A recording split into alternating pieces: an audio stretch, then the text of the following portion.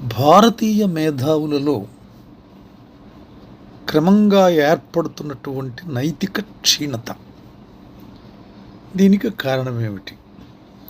మేధావులు ఏ ప్రాంతం వారైనా, ఏ దేశానికి చెందిన వారైనా ప్రపంచంలో మేధావిగానే నిర్వచించబడతాడు. ఎందుకంటే ఒక మేధావిని ఏ విధంగా నిర్వచించవచ్చు అంటే, ఒక విషయం పైన సమగ్రమైన అవగాహన కలిగి సమాచార సేకరణ జరిగిన తర్వాత క్రాంతదర్శిత్వం చేయగలిగినటువంటి శక్తి, యుక్తి ఉండి సమాజ గమనానికి ఒక పదాన్ని, ఒక నిర్దిష్టమైనటువంటి పంథాన్ని సూచించగలిగినటువంటి వాడు మాత్రమే మేధావిగా మనం చెప్పుకోవచ్చు. అయితే ఇటువంటి మేధావులు భారతదేశంలో లేరా అంటే కోకొల్లలు ఉన్నారు, ప్రతి రాష్ట్రంలో కూడా ఉన్నారు. అయితే రాను రాను మనం ఒక 5 దశాబ్దాల నుంచి పరిశీలించినట్టయితే ఈ మేధావుల ప్రాపంచిక దృక్పథంలో, వారి వ్యక్తిగత జీవన శైలి దృక్పథంలో వారికి ఉన్నటువంటి ఆబ్జెక్టివిటీ తగ్గిపోయి నేరో మైండెడ్నెస్ ఎందుకు పెరుగుతుంది, ఏ ఏ కారణాల వల్ల వీరు భారతీయ సమాజానికి సరైనటువంటి త్రోవ చూపించలేకపోతున్నారు అనేటటువంటిది చెప్పడానికి నేను ప్రయత్నం చేస్తాను. విశేషించి ఇప్పుడు మాస్ కమ్యూనికేషన్ బాగా పెరిగింది. రేడియో ఎప్పుడో పోయింది, ఇప్పుడంతా టీవీల తర్వాత వచ్చేటటువంటి చర్చలు, చర్చోపచర్చలు, మేధావులమని సెల్ఫ్ ప్రొక్లమేషన్ చేసుకున్నటువంటి వారు ఏర్పడుతున్నటువంటి మార్గాలు, ఇన్ని చర్చలు ఎందుకు చర్చానంతరమైనటువంటి పరిణామాల గురించి ఊహగాని లేనటువంటి వారు తమ ప్రయోజనాలను నిర్వచించుకోవటం కోసం మాత్రమే చర్చించేటటువంటి చర్చ, లేదా తమదైన పాండిత్య ప్రకర్షని ప్రజలకు వెలుబుస్తూ ఒక కన్ఫ్యూజన్లోకి నెట్టేసేసేసి ఆలోచన రహితమైనటువంటి పదార్థంగా తయారు చేసేటటువంటి ప్రయత్నాలు అనేక రకాల చిలువలు పలువులుగా ఈ మాస్ కమ్యూనికేషన్ రెవల్యూషన్ తర్వాత ఇప్పుడు జరుగుతుంది. ఇటువంటి సమయంలో భారతదేశంలో ఏర్పడినటువంటి సామాజిక రాజకీయ మార్పులు చాలా తొందరగా మార్పు చెందుతున్నటువంటి సమాజంలో జాతీయత నిర్వచనమే మారిపోతుంది, స్పిరిచువలిజం నిర్వచనమే మారిపోతుంది. అసలు క్వెస్ట్ ఫర్ ట్రూత్, సత్యాన్వేషణ కాదు, సత్యం అనేటటువంటిది మేమనుకున్నటువంటిది మా మార్గానికి, మా ప్రయాణానికి, రాజకీయ ప్రయాణానికి ఉచితమైనటువంటిదే సత్యమైన మార్గం అని చెప్పేటటువంటి ప్రయత్నాలలో భారతీయ మేధావులు ఎందుకు కుహనా మేధావులుగా మారిపోతున్నారు? విశేషించి ఇందులో పత్రికా రంగంలో ఎడతెరిపిగా వచ్చినటువంటి ప్రముఖులు తాము విశేష పరిజ్ఞానం కలిగినటువంటి వారమని చెబుతూ తమకన్నా పరిజ్ఞానం కలిగిన వారు ఎవరూ లేరనేటటువంటి ఒక ఊహాజనిత ప్రపంచంలో బ్రతుకుతూ మనల్ని ఎక్కడికి నెట్టివేస్తున్నారు అనేది సమాజం తప్పకుండా ఆలోచించవలసినటువంటి పరిస్థితి. అయితే ఎక్కడ చెప్పారో నాకు సమానంగా గుర్తులేదు, కానీ జ్వాలాముఖి ఒక అద్భుతమైనటువంటి వాక్యాలను చెప్పాడు. ధనవంతుల ముద్దుబిడ్డల ఆటపాటల విలాసయాత్ర కేంద్రమిది, కుహనా మేధావుల చదరంగమిది. ఇది ఇప్పటి రాజకీయ స్థితి, ఇప్పటి సామాజిక దుస్థితి, ఈ రెండు. అయితే మళ్ళీ జాషువా దగ్గరకు వచ్చేసరికి జాషువా ఒక గొప్ప పద్యం చెప్పాడు. ఆ పద్యం ఏమిటంటే, అటకాయించడు శాసనాల చెవులల్లాడించుచున్ బ్లాకు మార్కెటు సాగించు బేహారి మిన్నయింత డార్పెన్ పెక్కు సంసారముల్ చిటికెడంత దయారం సంబితని కుక్షిన్ చీల్చినంగానమి కుటిలుండు ఉత్తమ దేశభక్తుడిని పలుకున్ పత్రికారాజముల్. అంటే ఎన్నో దశాబ్దాల క్రితం ఈ విధమైనటువంటి దానికి జాషువా చెప్పాడు. ఏ విధంగా వీళ్ళు సమాజానికి ఉపయుక్తం కానటువంటి పర్సన్స్ని తీసుకొచ్చి వాళ్ళను పొగుడుతున్నారు. ఎందుకు పొగుడుతున్నారు? పొగడవలసినటువంటి అవసరం ఏమొచ్చింది? వీళ్ళు ఏ విధంగా నైతిక క్షీణతకి, సామాజిక దుస్థితికి ఆలవాలంగా వారి ఆర్గ్యుమెంట్స్ని ప్రతిపాదిస్తున్నారు అనేటటువంటిది మనకి అర్థమవుతుంది. అప్పుడే ఎన్నో పత్రికా రాజములు చాలా సమాజానికి ఉపయుక్తం కానటువంటి వ్యక్తుల్ని పెద్దవాళ్ళని చేసి మాట్లాడారు. అయితే ఇప్పుడు ముందు మనం మేధావి నిర్వచనం, యూనివర్సల్ డెఫినేషన్ తీసుకున్నాం. ఈ నైతికత అంటే ఏమిటి, నైతిక పతనం అంటే ఏమిటి? అసలు నైతికత అంటే ఒక సమాజం ఏర్పరచుకున్నటువంటి కొన్ని ప్రమాణాలు, సద్గుణాలు, అవి ఎందుకు క్షీణిస్తున్నాయి? ఆ సద్గుణాలు, ఆ ప్రమాణాలు ఏర్పరచుకున్నటువంటి సమాజం నిర్వచించినటువంటి నైతికతకు భిన్నంగా, మానవాళి శ్రేయస్సుకు భిన్నంగా ఈ మేధావులు ఎందుకు ఇలా తయారయ్యారనేటటువంటిది మనం విశ్లేషించడానికి ప్రయత్నం చేద్దాం. అయితే నైతిక పతనం అనేది సామాజిక నైతిక ప్రమాణాలు, సానుభూతి మరియు సద్గుణాలు క్షీణిస్తున్నాయని చెప్పేటటువంటి ఒక విస్తృతమైన భావనను వివరిస్తుంది. సమాజం నైతికంగా దిగజారుతుందని చాలామంది విశ్వసిస్తున్నప్పటికీ అది వాస్తవికత కంటే ఎక్కువగా ఒక మానసిక భ్రమ అని విస్తృతమైనటువంటి పరిశోధన సూచిస్తుంది. ఎందుకు ఇది మానసిక భ్రమగా కనిపిస్తుంది? నిజం ఎంత ఉంది? నిజం లేకపోయినా కొన్నిసార్లు భ్రమ అని అనిపిస్తుంది. ఎందుకు అంటే పర్సెప్షన్, సోషల్ పర్సెప్షన్, సమాజానికి ఉండేటటువంటి దృక్పథానికి భిన్నంగా వీరు మాట్లాడవచ్చు. మాట్లాడడంలో సత్యం ఉండొచ్చు, అర్ధసత్యం ఉండొచ్చు, కానీ ultimate goal is social welfare. అయితే నైతిక పతనం ఒక మానసిక భ్రమ అనేటటువంటి ఒక విస్తృతమైనటువంటి అధ్యయనం ఉంది. ఈ నివేదికలు ఎంతో ఆశ్చర్యకంగా ఉన్నాయి. ఏమిటంటే జ్ఞాపక పక్షపాతం. ప్రజలు గతంలోని ప్రతికూల సంఘటనలను మరిచిపోయి పాత కాలాలను ఆదర్శంగా భావిస్తారు. గతంలో పరిస్థితులు బాగుండేవి అనేటటువంటిది ఒక నానుడి, ఆ విధంగా ఆలోచిస్తారు సమాజంలో కొంతమంది. అది ఒక జ్ఞాపక పక్షపాతం. ప్రతికూలత పక్షపాతం. రోజువారీ దయగల పనుల కంటే ప్రతికూల చర్యలు మీడియాలో ఎక్కువ ప్రచారం పొంది మన మనస్సులలో ఎక్కువగా నిలిచిపోతాయి. ఇది ఒక ప్రతికూలత పక్షపాతం.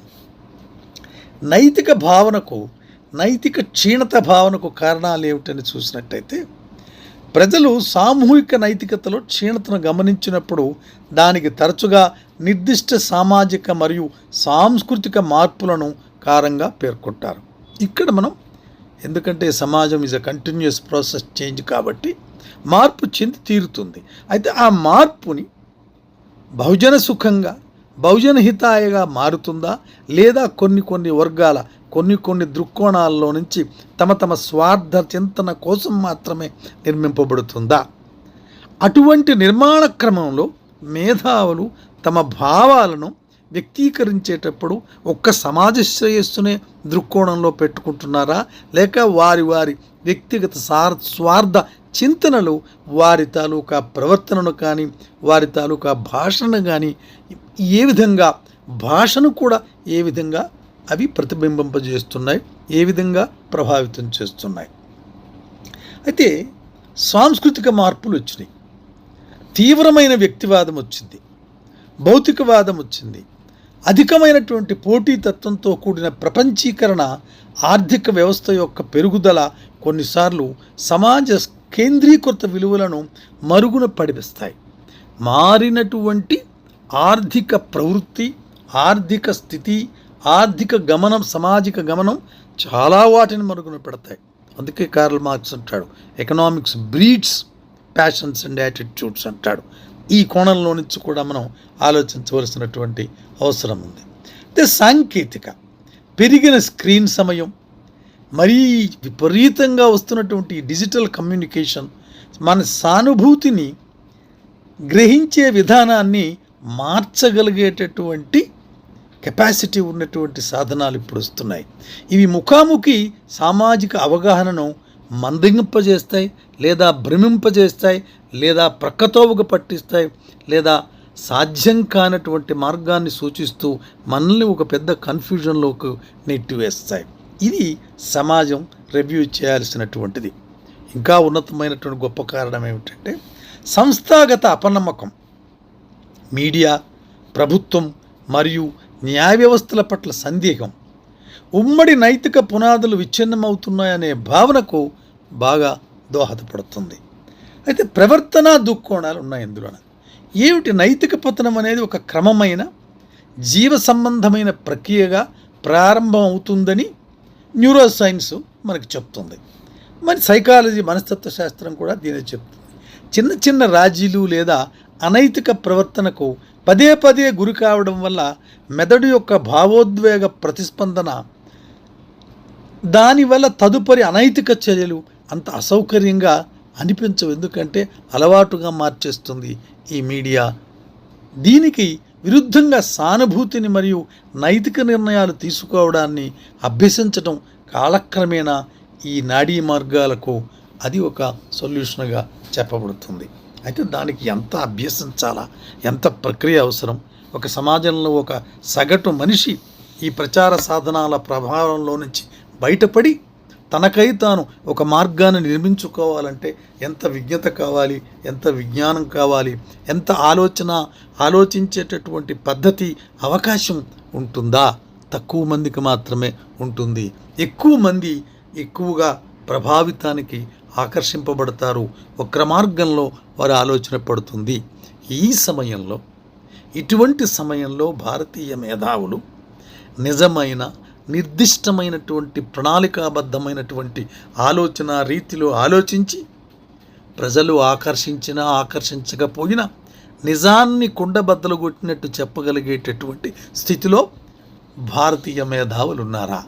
అయితే ఈ చెప్పలేనితనానికి, చెప్పకపోవడానికి ఏవి కారణాలు అవుతున్నాయి? కొన్ని కారణాలను నేను సేకరించిన కారణాలను మేము ముందుంచుతాను. భారతదేశంలో మేధావులు నైతిక పతనం అనే అంశంపై జరుగుతున్న చర్చ చాలా రోజుల నుంచి జరుగుతుంది. మేధావుల పాత్రలో వచ్చిన ఒక మార్పు చుట్టూ ఇది కేంద్రీకృతమై ఉంది. వారు విమర్శనాత్మక నైతిక మార్గదర్శకాలుగా వ్యవహరించటం నుండి స్వప్రయోజనాలను గుర్తింపు రాజకీయాలకు లేదా ప్రభుత్వ అజెండాలకు ప్రాధాన్యత ఇవ్వడం వైపు వెళ్ళిపోతున్నారు. ఈ ప్రసంగాన్ని తరచుగా కీలకమైన సామాజిక మరియు తాత్విక కోణాల ద్వారా అన్వేషిస్తే మనకి వారి వెనుక ఉన్నటువంటి స్వార్థ చింతన, లేక వారి వెనుక ఉండేటటువంటి ప్రతీప శక్తులు, ఏ ఆర్థిక, రాజకీయ, సామాజిక ప్రతీప శక్తులు వారితో అలా మాట్లాడిస్తున్నాయో మనకి తెలుస్తుంది. మొట్టమొదటిది, ఇది ప్రజా విశ్వాస ద్రోహం. చారిత్రకంగా భారతీయ మేధావులు, పండితులు, ప్రముఖులు అసమ్మతి మరియు ప్రజాస్వామ్యం యొక్క పదజాలాన్ని తీర్చిదిద్దారు. అయితే అధికారానికి సత్యాన్ని చెప్పే బదులు మౌనాన్ని, అనుగుణ్యతను లేదా వృత్తివాదాన్ని ఎంచుకోవడం ద్వారా సమకాలీన మేధావి వర్గం నైతిక పతనాన్ని చవిచూసిందని చాలామంది విమర్శకులు అభిప్రాయపడుతున్నారు. ఎంతో ప్రముఖమైన వ్యక్తులు కూడా ఇప్పుడు నిష్పక్షపాత నైతిక మధ్యవర్తులుగా తమ సాంప్రదాయ పాత్రను విడిచిపెట్టి తరచుగా మెజారిటీవాద కథనాలను, ప్రాంతీయ కుహనా ఎజెండాలను లేదా తీవ్ర వాణిజ్యీకరణ అభిప్రాయాలను సమర్థిస్తున్నారనేటటువంటి విస్తృతమైన ఆందోళన ఆలోచనాపరుల్లో, తత్వచింతనాపరుల్లో కలుగుతుంది. ఇంకా ఒక గొప్ప కారణం ఏమిటంటే పాశ్చాత్య అనుకరణ ప్రభావం. భారతీయ మేధావులపై ఉన్న ఒక ముఖ్యమైన విమర్శ ఏంటంటే వారు తమ తత్వాలను స్వదేశీ నైతిక సాంప్రదాయాల సారవంతమైన నేలలో పాతుకుపోయేలా చేయకుండా తరచుగా పాశ్చాత్య నమూనాలను లేదా దిగుమతి చేసుకున్నటువంటి నమూనాలను గుడ్డిగా అనుకరిస్తున్నారు.